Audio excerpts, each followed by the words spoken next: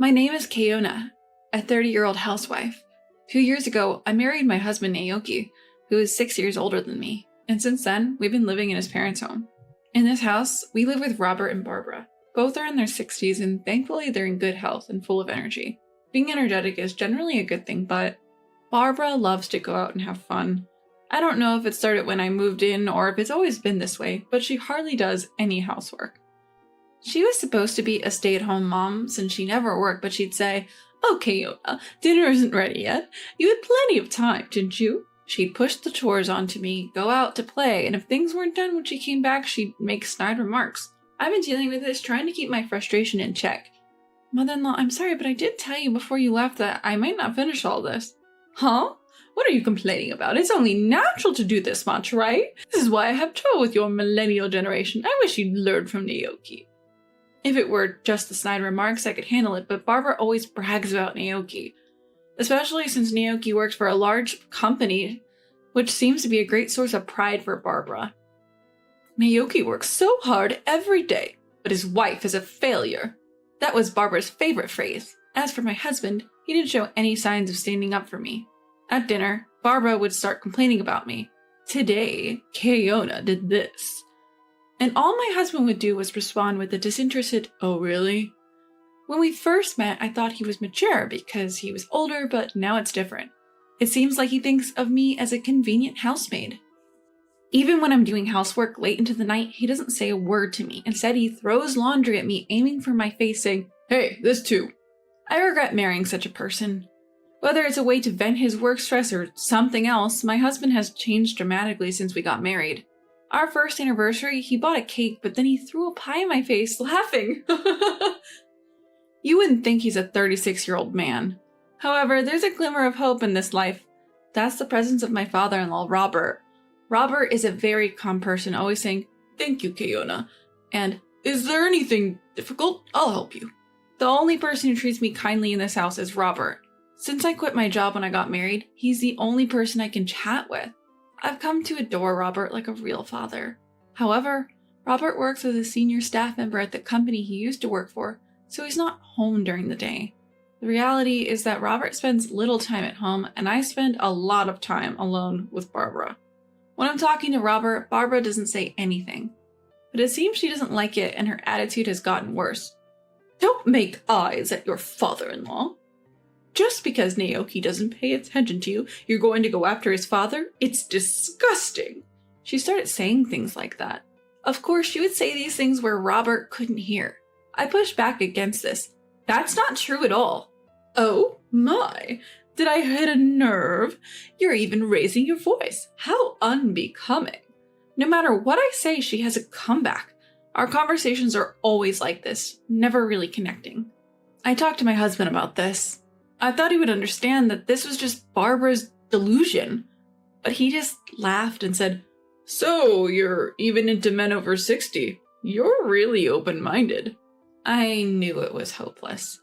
I had no expectations that my husband would do anything about the housework or Barbara's bullying, but I never expected him to say something like this. It was a huge shock. I started to feel like I didn't belong in this house. One summer day, Barbara said to me, "I'm thinking of going on a family trip when Naoki gets his summer vacation." I thought, here she goes again, always wanting to go out. But then she said, "You're coming too, right, Keona?" I didn't expect to be invited. I thought they would go without me. "Me too? Don't you want to?" "No, it's not that." I found it suspicious. What does Barbara want to do inviting me? I was suspicious, but I didn't know what she would say if I refused. That night, my husband asked me again, "You're going on the trip, right?" "Yeah, I was invited." When I answered, my husband burst out laughing for some reason. "What's so funny?" "Nothing, really." Something was definitely off and my anxiety grew. On the day of the trip, we headed out to our destination with my husband driving. Robert was going to join us later because of work. So it was just me, my husband, and Barbara in the car. My husband was driving. Barbara was in the passenger seat and I was in the back seat.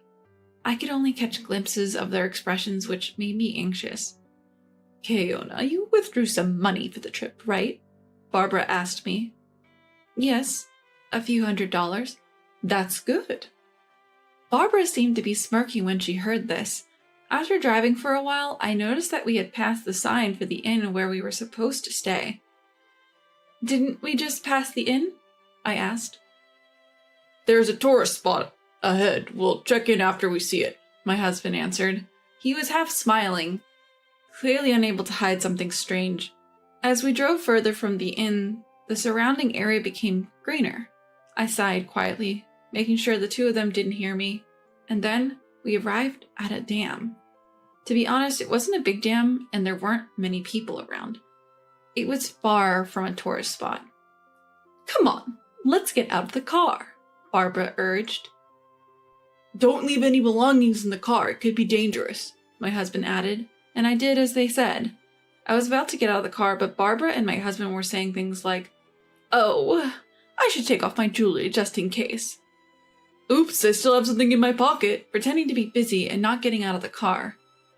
I got out of the car and closed the door. Then I heard the sound of the lock clicking. My husband cracked the driver's and passenger's windows slightly open. My husband was laughing uproariously. Okay, Ona, what are you doing getting out here? Are you planning to stay here tonight? I was furious at Barbara, but I held it in. What do you mean? I asked, trying to stay calm. You got out on your own, didn't you?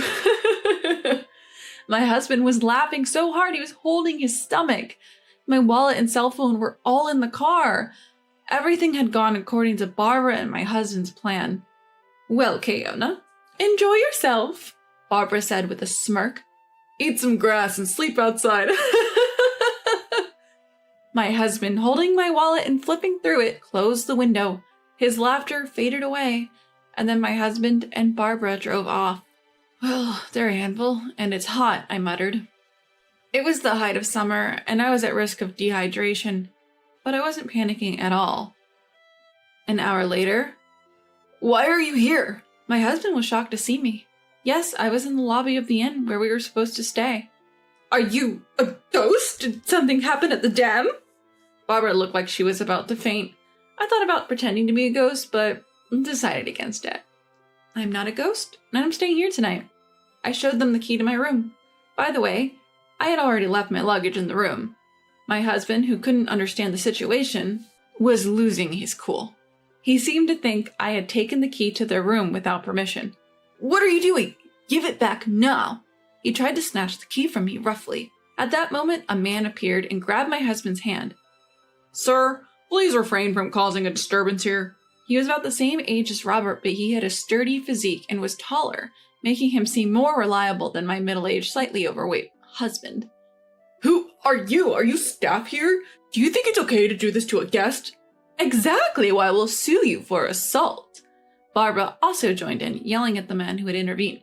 I apologize for not introducing myself earlier. I am the owner of this inn. The man introduced himself politely. Hearing that he was the owner, my husband quickly withdrew his hand. Actually, I knew this owner. When I was in college, I came to this area on a trip with my friends during the summer vacation. I remember it was really hot that day. We didn't have much money at the time, so we were walking to our accommodation, complaining about the heat. We didn't know the area, and none of us, including me, were good at reading maps. As a result, we got lost and ended up in a place with few people. There, a girl was collapsed on the side of the road. That girl was Mary, the owner's daughter. We quickly called an ambulance and took care of her until it arrived. The next day, the owner came to the small inn where we were staying and thanked us profusely, saying, "You saved my daughter's life. Thank you so much." He also said, "We run an inn too, so we'd like to invite you next time you come. Of course, you don't have to pay." Since then, my family and I have visited the inn several times. That's why I knew the owner of this inn. The owner, who was reprimanding my husband and Barbara, was polite and courteous, but I could tell he was very angry. In fact, both the owner and I knew about this low-level plan of Barbara and my husband from the beginning. I noticed their plan 2 weeks ago. I thought it was suspicious that they invited me on a trip, so I set up a voice recorder in the living room. I targeted the times when my husband and Barbara were alone, such as when I was taking a bath or doing laundry, and their plan came to light. How about we leave Keona somewhere? That would be hilarious. Oh, how about here? There's a gym about an hour's drive from the inn. I was shocked when I heard it. I immediately called the inn and consulted with the owner. I told him everything about the situation I was now in and what was planned for the future. The owner was very angry. His own daughter had once collapsed in the blazing sun, so he was even more upset. And today, the owner, who knew the situation in advance, had arranged for my pickup. After waiting for my husband and Barbara's car to leave, he had me ride in the inn's shuttle. By the way, the driver was Mary from that time. I got my license. Let's go for a drive next time. We're driving right now. Oh, great. We chatted happily, bought some local specialty ice cream on the way, and arrived at the inn. I knew about the plan and that a pickup was coming, but I was still scared. For Mary, this area was like her backyard. She knew a shortcut, so we arrived at the inn several tens of minutes earlier than my husband and Barbara. You mentioned suing earlier, ma'am. The owner looked at Barbara with stern eyes.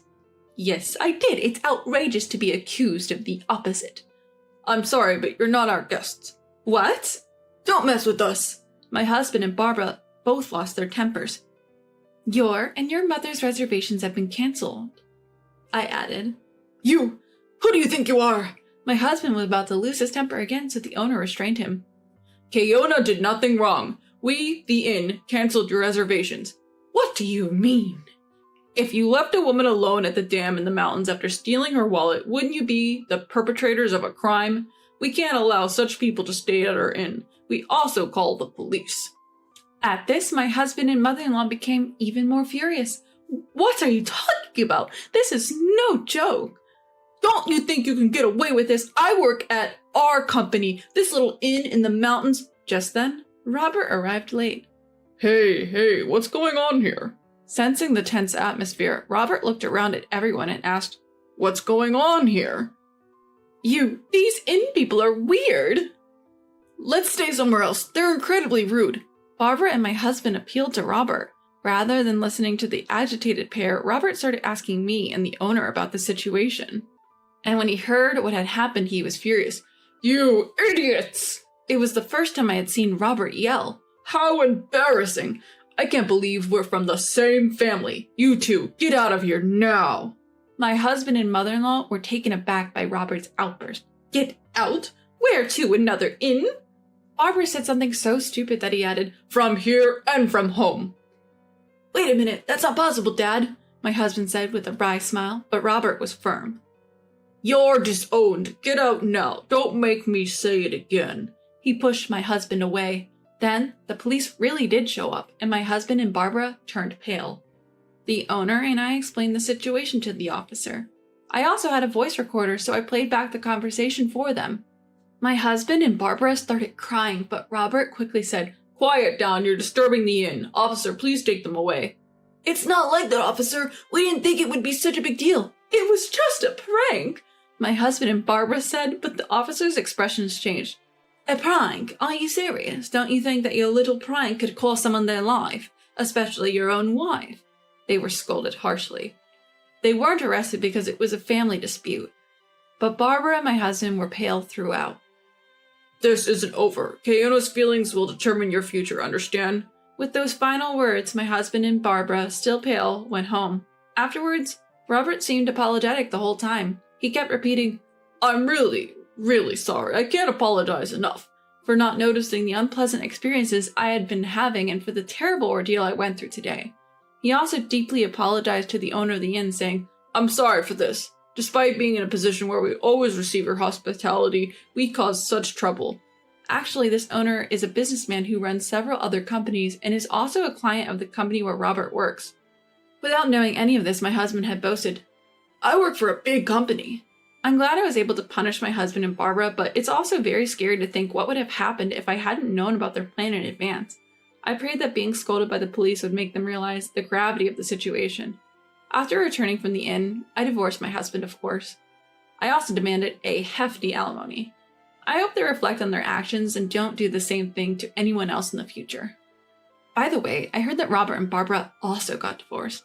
Robert cut ties with my ex-husband and kicked him out of the house.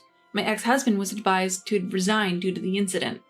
Apparently, his workplace bullying had already been a problem. Just as he had been nasty to me, he had been harsh to his juniors and colleagues, and it seems that the HR department was planning to take action anyway.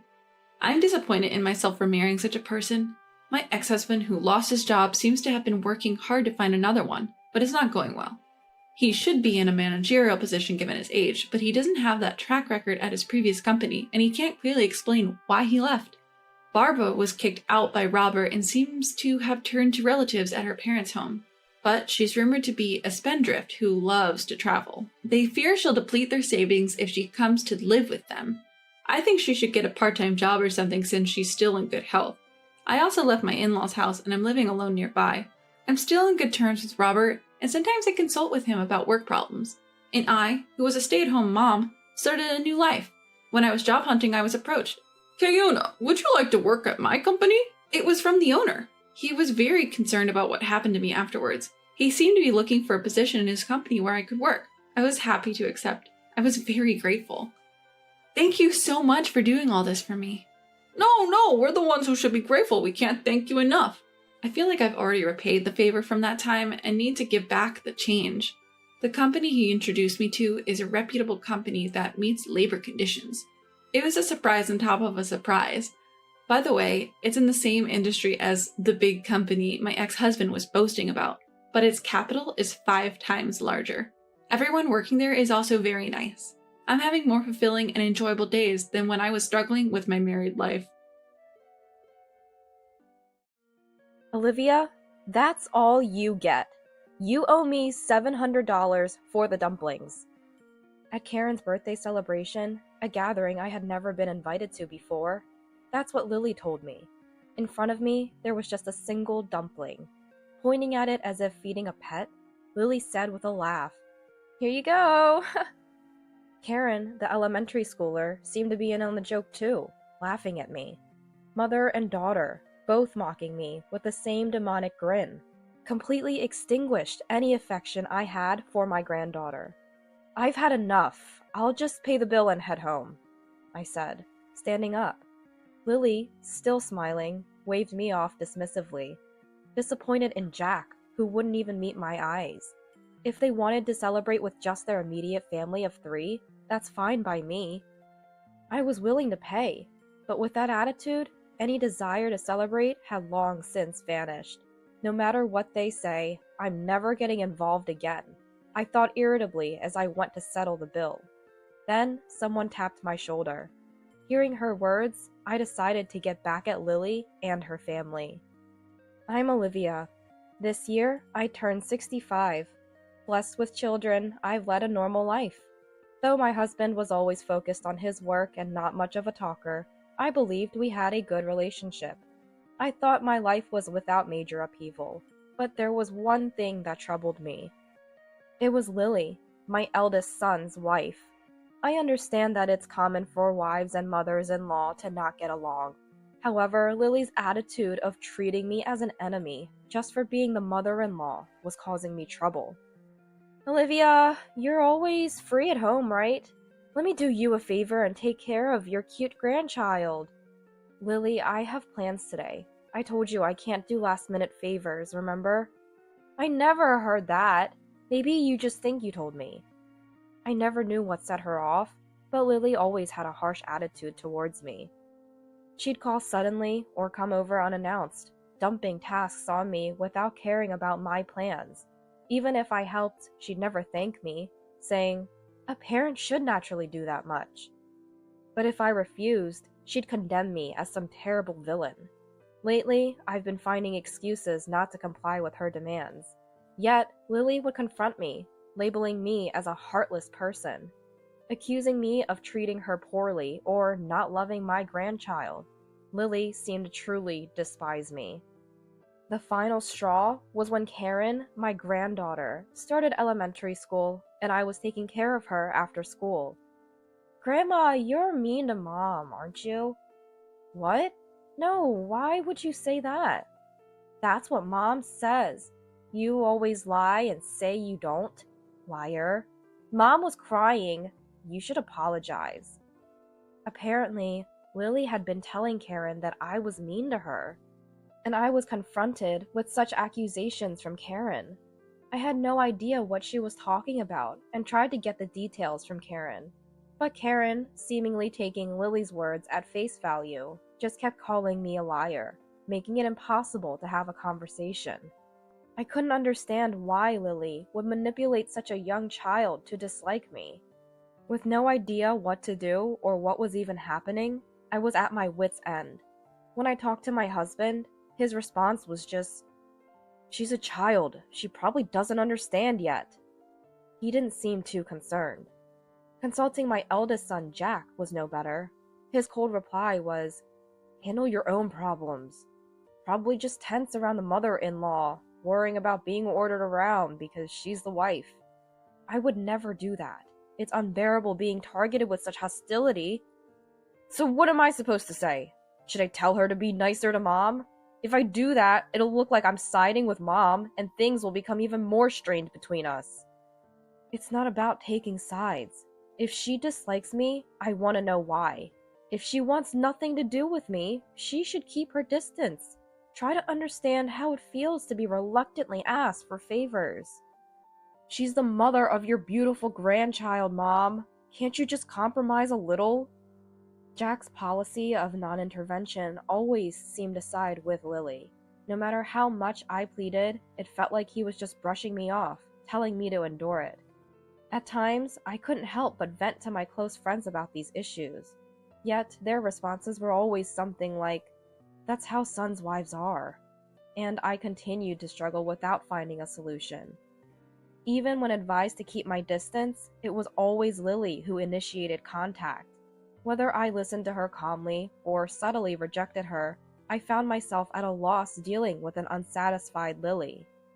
During this time, I was informed by Lily about celebrating Karen's 10th birthday at a famous Chinese restaurant. Despite sending gifts for every celebration, including birthdays, I had never received a word of thanks from my eldest son's family. Instead, I was met with remarks like, "Olivia, you have no taste. It's better if you just give us cash." Naturally, I had never been invited to any of their celebration gatherings. After being told not to interfere with family events, I had refrained from getting involved. Karen's birthday celebration is at her favorite Chinese restaurant. You're coming too, right, Olivia? May I ask why you're inviting me this time? You're Karen's grandmother. It's not strange for you to come, right? Despite the usual attitude from Lily, her words made me suspect something unpleasant. Still, if I didn't go, I would surely be blamed for not attending my granddaughter's birthday. After much thought, I decided to attend the celebration. Although I had a bad feeling, part of me hoped that maybe they were trying to mend our relationship. If my suspicions turned out to be true, I would stop involving myself with them. With that thought, I went to the Chinese restaurant on the appointed day. But as expected, my faint hope was immediately betrayed. Lily and her family, waiting for me, looked at me and sneered with malice. "Look! There's shark fin soup, Karen's favorite. Since Grandma is paying today, let's eat a lot." What? Yay! When I expressed my surprise, Lily burst out laughing, as if she was greatly enjoying herself. Initially, I had thought that it wouldn't be a problem to pay for the meal, considering it was to celebrate Karen's 10th birthday. However, Lily's declaration, as if it was a given even before I offered, took me by surprise. "You're not planning to eat without paying, are you, Olivia? How brazen." "I never had such intention, but you could have at least mentioned the cost beforehand." "What? I told you in advance. Don't blame others for your forgetfulness. It's true what they say about memory loss in old age." The usual exchange of sarcasm made me realize that what I had hoped for was never going to happen. I decided to eat quickly and leave. As I was about to enjoy the delicious-looking dishes laid out before me, something happened. "Hey, what do you think you're doing?" "What do you mean? I'm just trying to eat." As I reached for one of the expensive-looking dishes, Lily slapped my hand away. Her gesture, like scolding a child for a mistake, made me sweat, wondering if I had done something rude. But seeing me flustered, Lily laughed mockingly and said something outrageous. Today, Olivia, you're just the wallet, so no eating. What? Olivia, did you really think you were invited for Karen's celebration? It's obvious you're here to pay the bill. That's right, pay up! Be grateful we even let you sit at the table. Don't even think about touching the food. It's a joke. Lily and Karen took turns insulting me. Seeing this, Jack turned his face away from me and said nothing. In a situation with no allies, I felt as if my heart was being squeezed. I sighed, unable to find a solution to the relentless harassment. Feeling sick, I even started to think about just going home. Then, as if struck by an idea, Lily dropped a single dumpling onto my empty plate. Well, can't be helped. I guess you can eat that much. Ha! Mom, a single dumpling? Olivia, that's all for you. You owe $700 for that dumpling. Grandma, that's so lame. Even Karen, a grade schooler, joined in laughing at me. Their demonic smiles, mother and daughter alike, mocking me, extinguished any affection I had left for my granddaughter. This was the moment I decided to cut ties completely. I didn't feel like celebrating her birthday anymore, but as a severance, it was a small price to pay.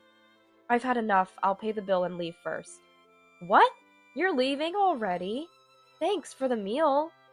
Please just leave me alone from now on. I was disappointed in Jack, who wouldn't even make eye contact until the end. No matter what was said, Jack wouldn't reprimand Lily or even Karen. Trying to contain my intense anger, I went to pay the bill. As I approached the cash register, the flustered owner appeared. Dear customer, I'm sorry, but the course meal is still ongoing. Could you please wait a little longer? I'm sorry, but I need to leave now. Can I just pay the bill first? Didn't you like the food? No, the dumpling was delicious.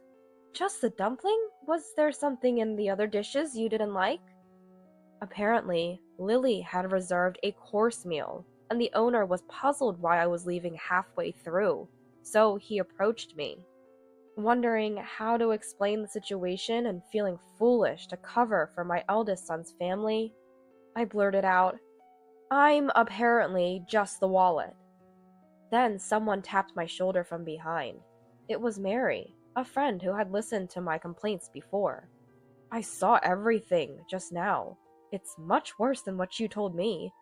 Mary, when did you get here? Just before you all arrived. I heard the whole thing.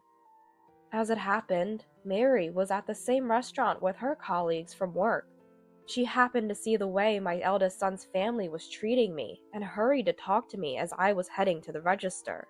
Seemingly more outraged than me at my son's family's behavior, Mary said, You don't need to pay, and stopped my hand. Listen, Olivia, even if it's your grandchild, that behavior is not normal.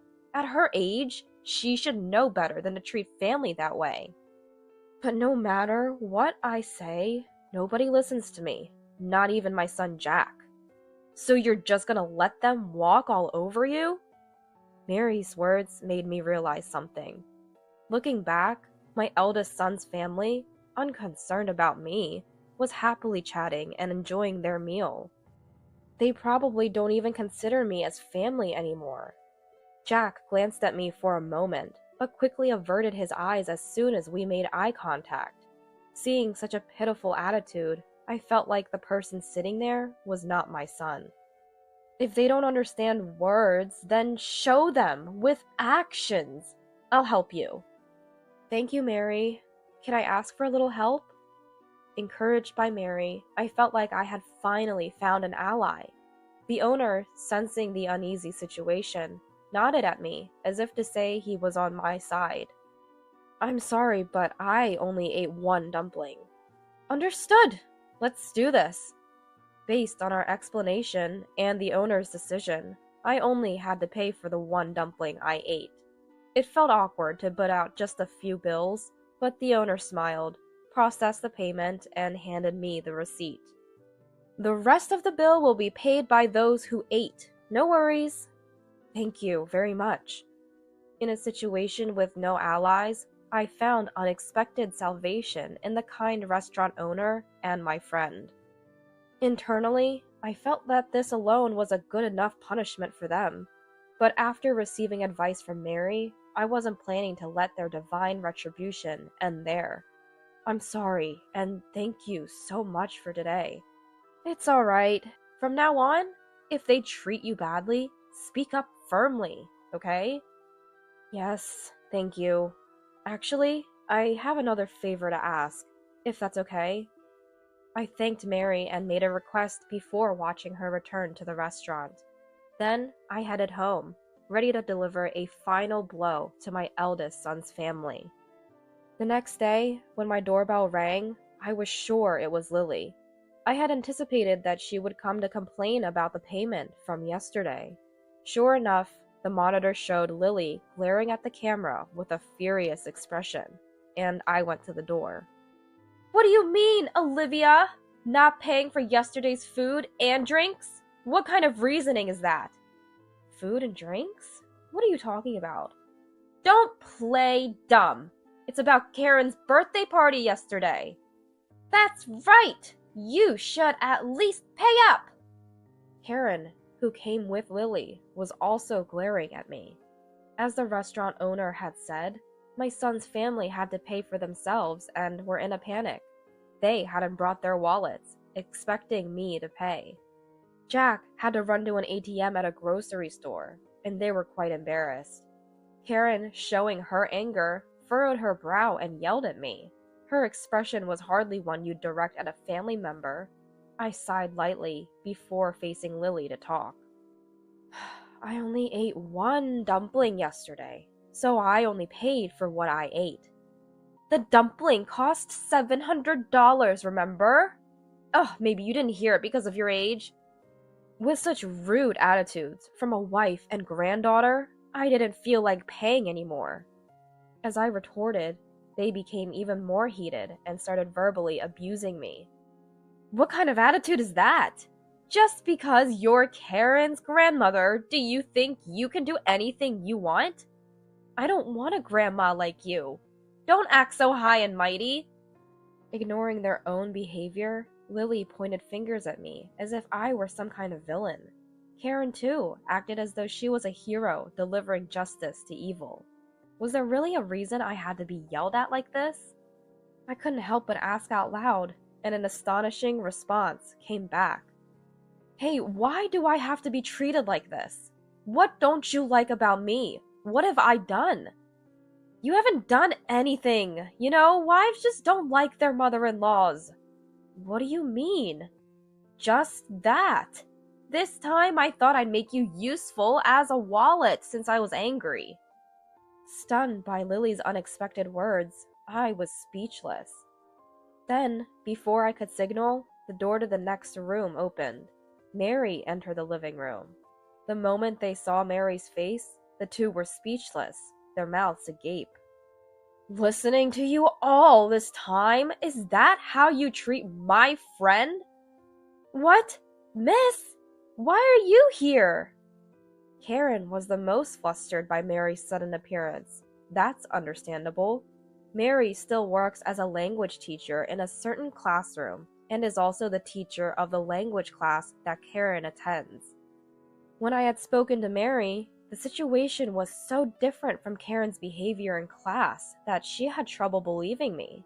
But after yesterday's incident, Mary had become my ally and came to my house today. When Karen said she wished I was her real grandmother, I was so happy. Don't be deceived, miss. This woman made my mom cry before. My friend wouldn't do that. Besides, you just said Mom wasn't mistreated, right? What? But, Mom, Grandma was mean to you, right? Karen seemed to have believed everything Lily told her about me without hearing the details. Lily, apparently not expecting to be overheard, looked panicked. She became visibly nervous, glancing at Karen with a troubled expression. Seeing her mother's behavior, Karen's face rapidly paled. I was speechless at Lily's inability to come up with a better excuse for her actions. Miss, please listen to our side too. Just because she's your friend, it doesn't mean you should take Olivia's side. But I am listening. You just said she wasn't mistreated, didn't you? Well, I couldn't just stay silent when accused like that. Lily, always quick with words, tried to make excuses and win Mary over. But Mary was judging based on the behavior she had witnessed, not on Lily's unsubstantiated claims. With no chance of Mary siding with them, Karen, scolded by her teacher, looked like she was about to cry. Only giving one dumpling and then expecting $700 in payment? That's no way to treat family, is it? But it was my birthday, so it's only natural for Grandma to pay. That's what Mom said. Considering your attitude earlier, those kinds of words wouldn't come out unless you really looked down on someone. You usually speak to your grandmother like that, don't you? Apparently, Karen was very fond of Mary and had never shown the same behavior towards me. Shocked by her favorite teacher's words, Karen seemed deeply affected. Seeing Karen's reaction, Lily, while still glaring at me, was at a loss for words. Complaining to the teacher. How sneaky of you. It wasn't a complaint. I just happened to see what was going on. Well, I won't forgive you. Olivia, don't think you can see your granddaughter again. Fine by me. I'd like to ask the same. Don't involve me anymore. When I retorted, Lily left, pulling Karen's hand and looking resentful. As I watched them leave, I finally let out a sigh of relief. Seeing this, Mary patted my back. After all that, they won't be able to act so arrogantly anymore. Thank you, Mary. Sorry for always relying on you. It's fine, Olivia. They wouldn't listen to you, right? With that attitude, it's no wonder. Mary's cheerful demeanor saved me, and I was able to cut ties with Lily and her family. It's a shame I couldn't say anything to Jack, but I don't expect to hear anything more from Lily. Seeing the usually confident Lily taken aback cleared the frustration I had been carrying. Afterward, apparently Lily and Karen got into an argument because Lily had lied to Karen about me, leading to, "Mom made the teacher dislike me." Karen still couldn't be appeased, and Lily called me to complain. Explain the situation to Mary. Is it okay for Karen to stop going to her language class? What's there to explain? Mary saw everything for herself. What more is there to say? If you admit to harassing me, then my story won't be a lie. You could at least agree with me on that. No way. That's your responsibility. You should sincerely apologize to Karen. Lily called me several times, but since she told me to stay away, I stopped answering. Jack also called, confused about which side to take between Lily and Karen. Disgusted with his indecisive attitude, I echoed the words once said to me, "Handle your own problems." Karen continues to attend Mary's class and has become much quieter since being scolded that day. Well, she was too energetic before, so maybe this is just right for her now, as a sign of reflection. I hope so. Don't worry about it, Olivia. As a teacher, I'll keep an eye on her. Thank you. I owe you so much, Mary. Don't mention it. We're friends, after all. Mary said this nonchalantly. Please, don't worry about it. I couldn't help but feel grateful to Mary. Next time, I plan to go out with Mary and finally enjoy the Chinese meal we missed.